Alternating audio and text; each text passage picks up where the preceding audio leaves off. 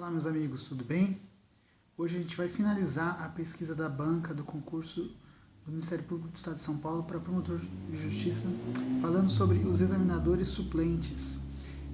Antes de mais nada, eu queria ressaltar o artigo 44 e seu parágrafo único do regulamento do concurso para ingresso na carreira do Ministério Público do Estado de São Paulo, que é o ato normativo 676 de 2011. Ele diz o seguinte, o artigo 44: aos membros suplentes da comissão de concurso incumbe substituir os respectivos membros efetivos nos seus impedimentos e sucedê-los na sua falta, mesmo ocasional. O parágrafo único diz que a convocação do membro suplente é atribuição privativa do presidente da comissão do concurso. Então, pelo que se atém dessa disposição, eu entendo que não é possível afirmar que a substituição do membro titular pelo suplente vai ser feita com publicação de prévio aviso, de forma que vai ficar a cargo de cada um se vai levar em conta ou não, quando for estudar, a produção bibliográfica do examinador suplente, tá, pessoal? Começando então a análise de cada um deles, a primeira delas é a doutora Cecília Matos Sustovic. Ela é procuradora de Justiça do Ministério Público de São Paulo. Ela ascendeu a esse cargo em 2012 e é mestre em Direito pela USP, Universidade de São Paulo. Ela tem um capítulo em um livro publicado, um capítulo chamado Ação Civil Pública, Aspectos Processuais, dentro do título Processo Civil Ambiental, no livro Manual Prático da Promotoria de Justiça do Meio Ambiente. O organizador é Antônio Herman Benjamin. Ela também participou do Conselho de Apoio, quando promotora de Justiça, da edição da aula Princípios Processuais da Proteção dos Interesses Difusos e Coletivos, dentro do curso de especialização em interesses difusos e coletivos da Escola Superior do Ministério Público, em 98. Ela também integrou como procuradora de justiça a série civil da banca examinadora do concurso Melhor Arrazoado Forense, o Prêmio Amaro Alves de Almeida Filho, realizado em 2012. Os temas que podem ser afetos à examinadora, aos quais eu recomendo atenção, são ação civil pública, princípios da tutela coletiva, tutela do meio ambiente, inversão do ônus da prova no CDC e teoria geral da prova no processo civil. As possíveis disciplinas que ela pode atuar como suplente, ao meu ver, são tutela de interesses difusos e coletivos, direito processual civil e direito da infância e juventude. O próximo examinador suplente é o Dr. Marco Antônio Garcia Baz. Ele é procurador de Justiça do Ministério Público do Estado de São Paulo e também integrou o órgão especial da instituição no biênio 2014-2015. Ele tem alguns artigos publicados, por exemplo, com o nome Cabe em tese liberdade provisória sem fiança, CPP, artigo 310, parágrafo único do Código Processo Penal, ao flagrado por crime de tráfico ilícito de drogas ou outros crimes tratados na Lei 8.072 de 90 após o advento da Lei 11.464 de 2007. Um outro artigo da inaplicabilidade das medidas cautelares diferentes da prisão preventiva previstas na Lei 12.403 de 2011 aos agentes de tráfico ilícito de entorpecentes, crimes hediondos ou outros a tais equiparados. E outro artigo, os prefeitos municipais e a obrigatoriedade de cumprimento às leis. Esse foi em coautoria com Luiz Otávio de Oliveira Rocha, do site do IBCCRIM. E, finalmente, o último artigo, a vigência do artigo 10 da Lei 9437, de 20 de fevereiro de 97, uma questão de exegese. E também em coautoria com a Maria dos Anjos Pérez Martinez Garcia de Alcaraz, site ibccrim.org.br. Ele tem dois livros publicados, um é Curso de Processo Penal, em coautoria com o Dr. Luiz Otávio de Oliveira Rocha, pela editora Lumen Iures, de 2011, e eu também em coautoria com o mesmo autor, o livro Fiança Criminal e Liberdade Provisória, pela editora Revista dos Tribunais, lançados no ano de 2000. As pesquisas feitas pelo examinador, a gente pode perceber a preferência dele por penal e processo penal. Então, os temas como liberdade provisória, fiança, medidas cautelares, diversas, prisão preventiva, lei de drogas, lei dos crimes hediondos, decreto-lei 201 de 67, que é sobre os crimes de responsabilidade de prefeitos e vereadores, e estatuto do desarmamento. Então, as possíveis disciplinas que ele vai atuar como suplente, ao meu ver, são direito penal e direito processual penal. O outro examinador, suplente Dr. Antônio Calil Filho, Ele também é procurador de Justiça do Ministério Público de São Paulo, se graduou em Direito pela Universidade de São Paulo em 1982. Ele integrou o órgão especial do Ministério Público e atualmente faz parte da Procuradoria de Justiça de habeas corpus e mandados de segurança criminais. Eu não encontrei muitas informações a respeito do perfil profissional do examinador, mas ele teve uma atuação destacada no caso Matsunaga, né? Conforme a notícia que eu trouxe para vocês, o link na postagem que está no blog, no site Último Segundo. MP se manifesta contra habeas corpus para Elise Matsunaga. Também ele integrou a primeira comissão de estudo sobre a Lei 2.403 de 2011, junto com o Dr. Marcos Garcia Bas, que eu falei anteriormente.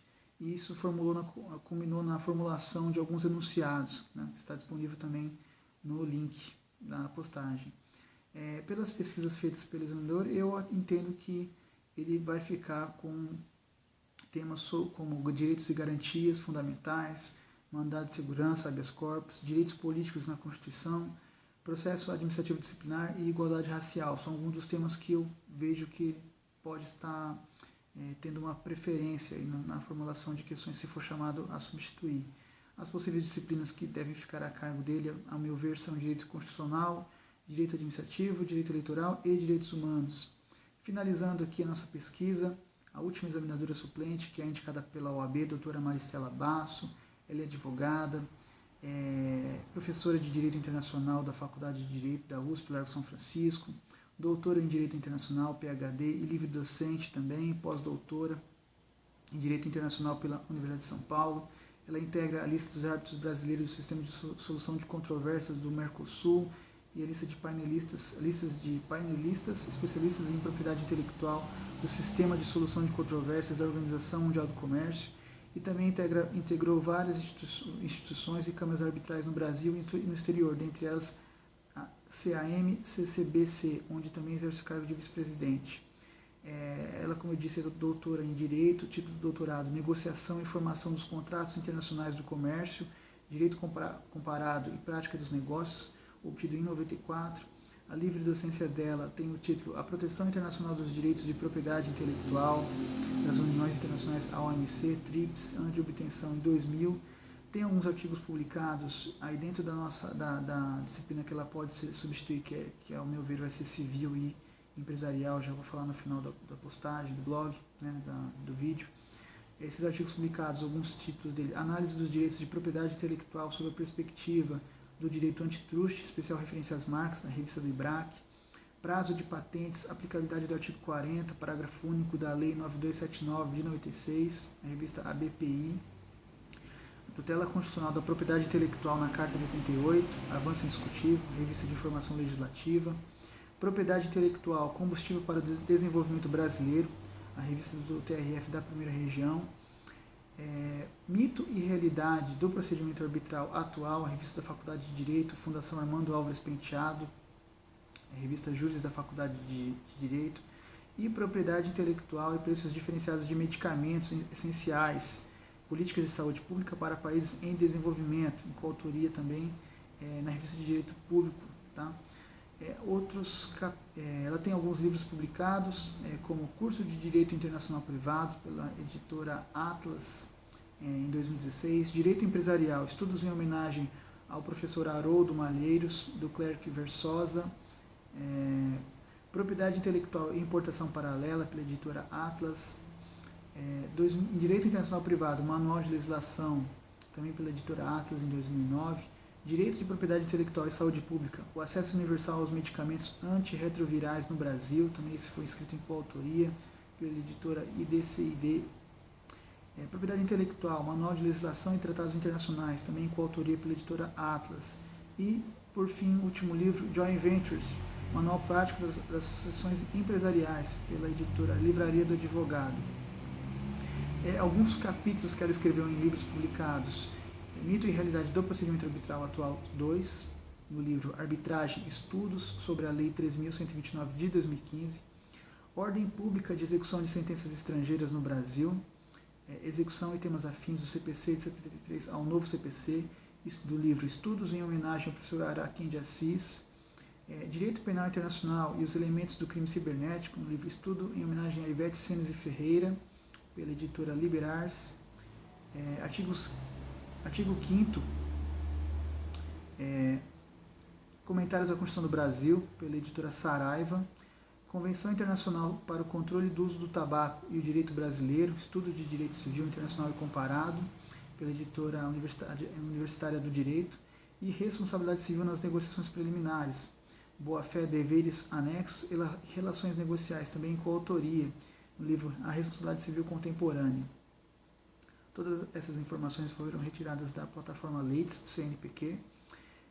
Pelas pesquisas feitas sobre a examinadora, eu entendo que deve se dar atenção aos seguintes temas, caso você for entender que deve estudar a pesquisa dos examinadores suplentes: propriedade intelectual, direitos de autor, marcas e patentes, sociedades empresariais, lei antitrust e defesa da concorrência, lei de introdução ao ordenamento jurídico brasileiro, a LINDB, regras de direito privado, a lei de introdução às normas do direito brasileiro, direito de família, contratos, mediação, arbitragem, responsabilidade civil, boa-fé objetiva e princípios contratuais. Como eu adiantei falando no comecinho sobre ela, as possíveis disciplinas como suplente da examinadora da OAB, que ficou com direito civil e comercial empresarial, eu também entendo que ela vai ficar com essas matérias, até porque o perfil profissional literário da examinadora dá a entender isso, tá? É isso aí, pessoal. A gente finalizou, então, totalmente a pesquisa da banca do concurso do Ministério Público de São Paulo para promotor de justiça. Eu espero que vocês tenham gostado dessas pesquisas, que elas ajudem vocês. Eu desejo a todos vocês uma excelente prova e vou ficar feliz se a minha pesquisa tiver ajudado. Eu vou estar lá também com vocês fazendo a prova, né? Um grande abraço para vocês. Deus abençoe a todos. Até mais.